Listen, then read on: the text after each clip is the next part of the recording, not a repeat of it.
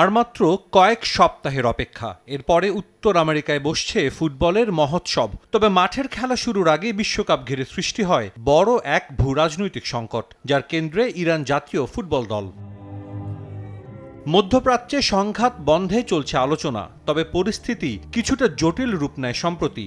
আইআরজিসির সঙ্গে সম্পৃক্ততার অভিযোগে Iran football ফেডারেশনের সভাপতি মেহেদি তাজকে ভ্যাঙ্কুভারে ফিফা কংগ্রেসে যোগ দেওয়ার ভিসা দিতে অস্বীকৃতি জানায় কানাডা। যুক্তরাষ্ট্র ও কানাডা উভয় দেশই আইআরজিসিকে সন্ত্রাসী সংগঠন হিসেবে বিবেচনা করায় ইরানি প্রতিনিধিদের দেশ দুটিতে প্রবেশাধিকার নিয়ে তৈরি হয় আইনি জটিলতা। এ ঘটনায় তীব্র ক্ষোভ জানায় তেহরান। ইরানের উপপররাষ্ট্রমন্ত্রী স্পষ্ট জানান, যোগ্যতা অর্জন করেই ইরান বিশ্বকাপে জায়গা করে নিয়েছে। কোনো ফুটবলার বা কর্মকর্তাকে বাধা দেয়া হলে বিশ্বকাপের গ্রহণযোগ্যতাই নষ্ট হবে। নিজেদের অবস্থানে অটল থাকে ইরান। শেষ পর্যন্ত তাদের সামনে নতি স্বীকার করতে হচ্ছে ফিফাকেও। ইরানের বিশ্বকাপ কেন্দ্রিক অচলাবস্থা নিরসনে ইস্তাম্বুলে ইরানি কর্মকর্তাদের সঙ্গে জরুরি বৈঠকে বসছেন ফিফা সেক্রেটারি জেনারেল মাতিয়াস গ্রাফস্ট্রোম। রাজনৈতিক বৈরিতা থাকলেও মার্কিন প্রেসিডেন্ট ডোনাল্ড ট্রাম্প সম্প্রতি জানান, যুক্তরাষ্ট্রে ইরানের বিশ্বকাপ খেলায় তার কোনো আপত্তি নেই। আর ফিফা কর্তারাও দিচ্ছেন শতভাগ নিশ্চয়তা।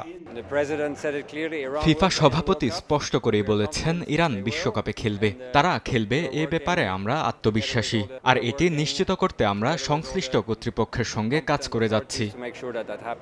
বিশ্বকাপ খেলতে যাওয়ার আগে ইরান ফুটবল দলকে দেয়া হয় রাজস্বিক বিদায় সংবর্ধনা। গেল সপ্তাহে রাজধানী তেহরানের ঐতিহাসিক এঙ্গেলাব স্কয়ারে জড়ো হন হাজারো সমর্থক। জাতীয় দলকে শুভকামনা জানাতেই আয়োজন করা হয় এই বিশেষ অনুষ্ঠান, যেখানে উপস্থিত ছিলেন জাতীয় দলের খেলোয়াড়, কোচিং স্টাফ এবং দেশটির ক্রীড়া কর্মকর্তারা। যুক্তরাষ্ট্রে যাওয়ার আগে তুরস্কে প্রস্তুতি চলবে ইরান ফুটবল দলের। জুনের শুরুতে যুক্তরাষ্ট্রের অ্যারিজোনায় নিজেদের বেস ক্যাম্পে যাওয়ার কথা ইরানের। সব ঠিক থাকলে আগামী 15 জুন লস অ্যাঞ্জেলসে নিউজিল্যান্ডের বিপক্ষে ম্যাচ দিয়ে শুরু হওয়ার কথা ইরানের বিশ্বকাপ মিশন।